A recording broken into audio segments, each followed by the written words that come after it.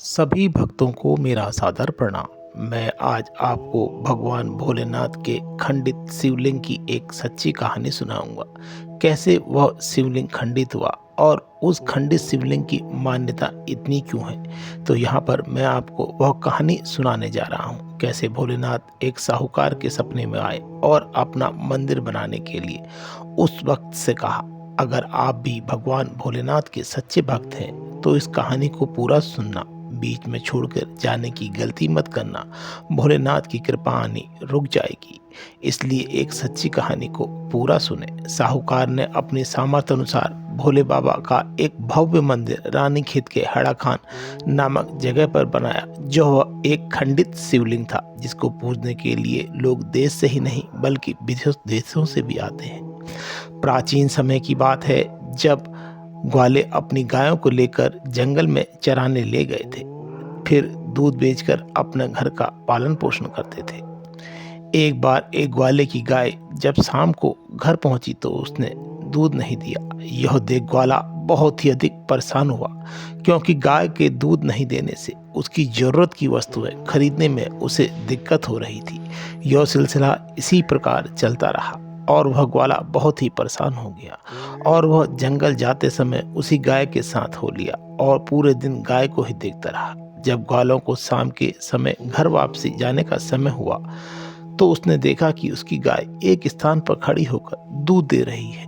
तो वह उस गाय को घर से ले आया। तब उसने देखा कि आज उसकी गाय ने थोड़ा बहुत दूध घर में आकर भी दिया।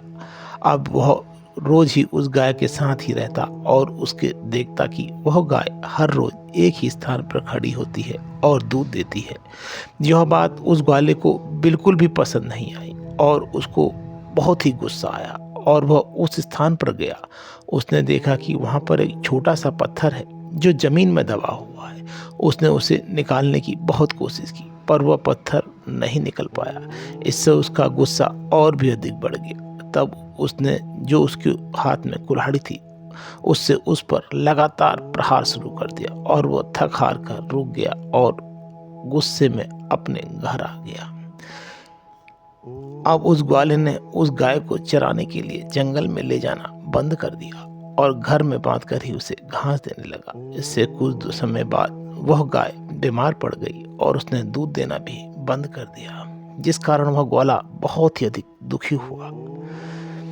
जब ग्वाला बहुत ही अधिक परेशान हो गया तो मंदिरों में जाने लगा और भगवान से कहने लगा, हे भगवान, ऐसा क्या हो गया जो आप मुझसे रुष्ट हो गए। मेरी गाय ने दूध देना छोड़ दिया, वह बीमार हो गई, मेरे परिवार का पालन पोषण कैसे होगा।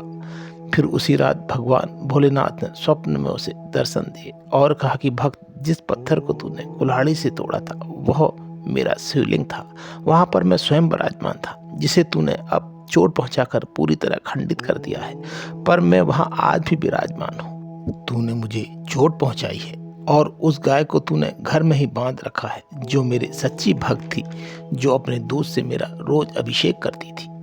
अब सुन, कल प्रातः एक काम करना, उस गाय को जंगल के लिए खुला छोड़ देना, जिससे कि वो गाय अपने दूध से मेरा अभिषेक कर दे। उसके बाद वहां पर अपनी समर्थानुसार मेरा मंदिर स्थापित करना, तेरे सारे दुख दूर हो जाएंगे। जब प्रातः उस ग्वाले की आंख खुली तो उसे भगवान शिव का वह स्वप्न याद आ गया और वह ग्वाला उस बीमार गाय को जंगल ले गया। जो गाय उड़ भी नहीं पा रही थी वह गाय जंगल गई और उसी स्थान पर जाकर दूध देने लगी। यह सब देख ग्वाला हाथ जोड़ खड़ा हो गया और जंगल से पत्थर इकट्ठा कर अपनी सामर्थ्य अनुसार एक छोटे मंदिर का निर्माण किया।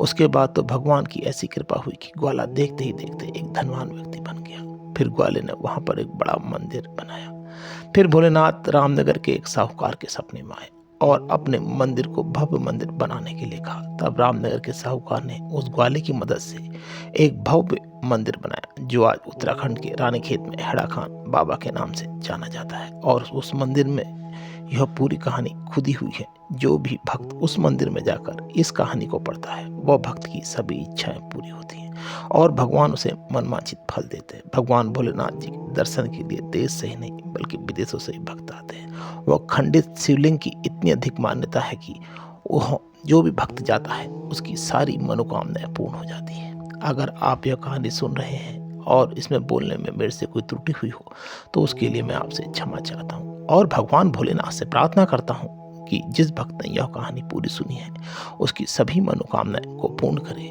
जय हो बाबा, जय हो भोले बाबा, हर हर महादेव।